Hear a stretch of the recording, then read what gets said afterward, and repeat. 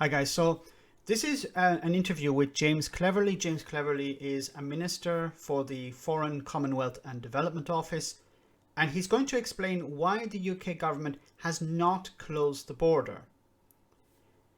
Now, I recently uploaded a video where I was asking Priti Patel why the hell the border wasn't closed, and she had said basically that, well, we're dealing with countries on a case-by-case basis, and we will decide, not the Labour Party, we will decide when the border is closed.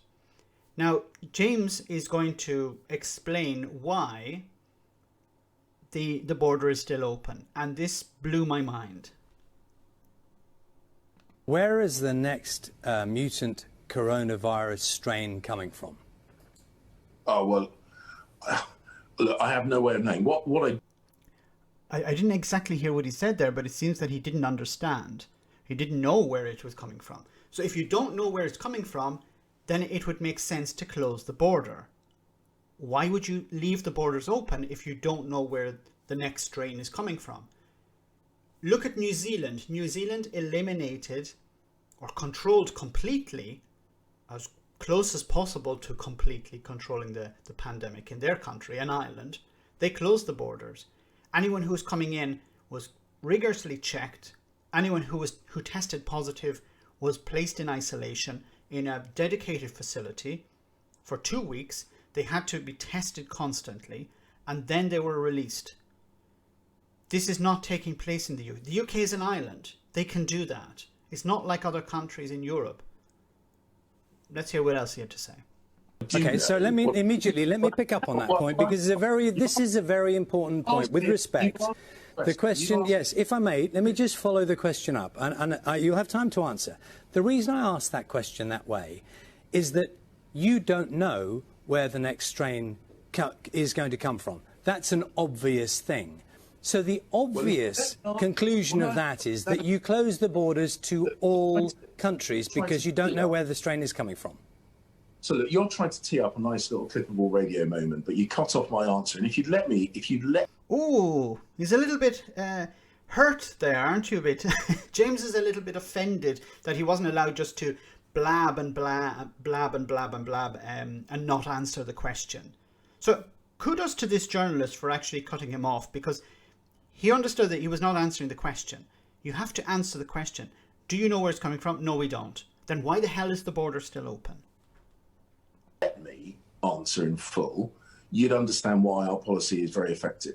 The UK has one of the global leading genomic research programs. And actually, because of that, we have a unique offer to the world, which is helping scientists around the world identify quickly new strains. What the F? So basically what he's saying here is that we have this opportunity. We have turned the UK into a petri dish. We have turned the UK public. I don't know whether he's saying this, but this is the interpretation I'm having from it, from the words he's saying. We have this opportunity to test these strains. So we're allowing people to... correct me if I'm wrong here. Please do. Because I don't want to be wrong here. I want to be correct. Correct me if I'm wrong. He wants people to come into the country in order to test the strain. So he doesn't want to protect the public. He wants to study the strains. So that we know where new variations of coronavirus are developing in the world more quickly than we have done up until now. That will help us adapt, and I think the point you were going to make, that will help us to adapt our list. This is insane.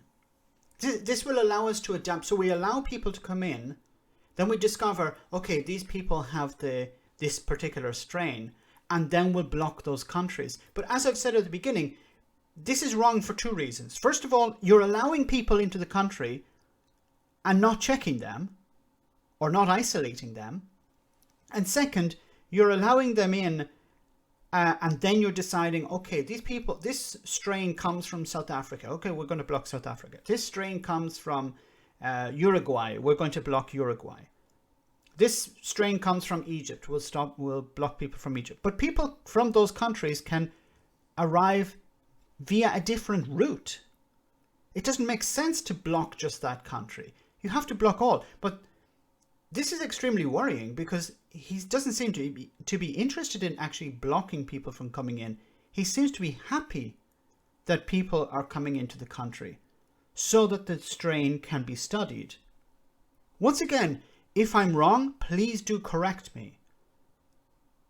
Of high-risk countries much more quickly and much more responsibly than we have done in the past, rather than where I think you are going with the next question, which is putting a blanket quarantine ban on every country in the world, which would put significant additional and unnecessary pressure, because forcing high-risk restrictions on countries that don't have a high risk would be I think an excessive move to take.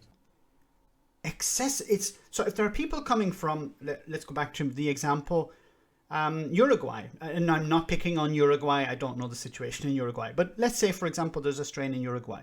People from Uruguay fly to New York, for example, where there isn't a restriction, and they then fly from New York to London.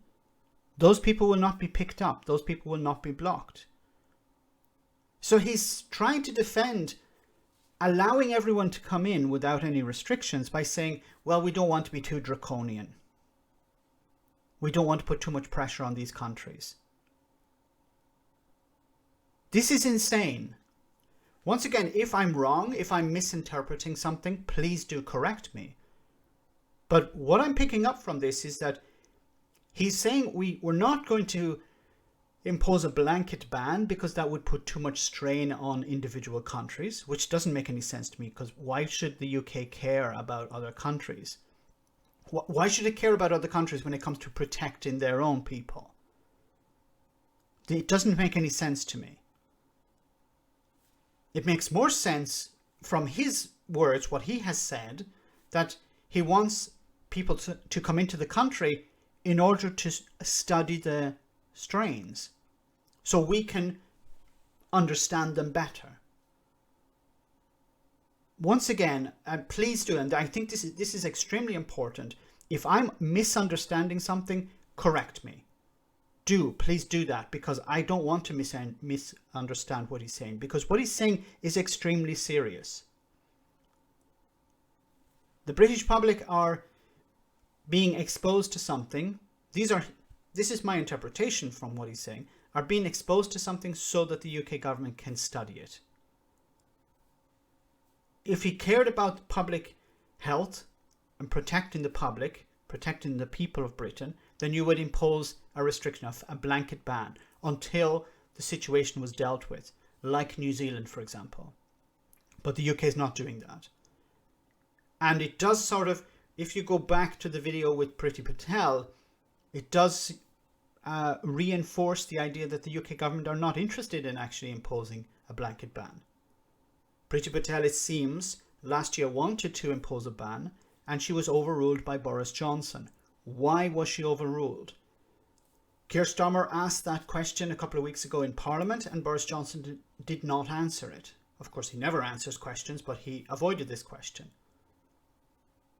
Let me know in the comment section, guys, what you think. As always, your comments are greatly appreciated. Thanks a lot. I want to say a big thank you to all of my patrons. You ensure that this channel continues to exist. I'm eternally grateful for all of your support. If you join Patreon, you will receive instant access to our Discord server, where we have both audio and video chats. You can chat with me and other patrons, where we discuss important and non-important issues. Becoming a patron per month costs about the same as a large coffee, so why not check it out?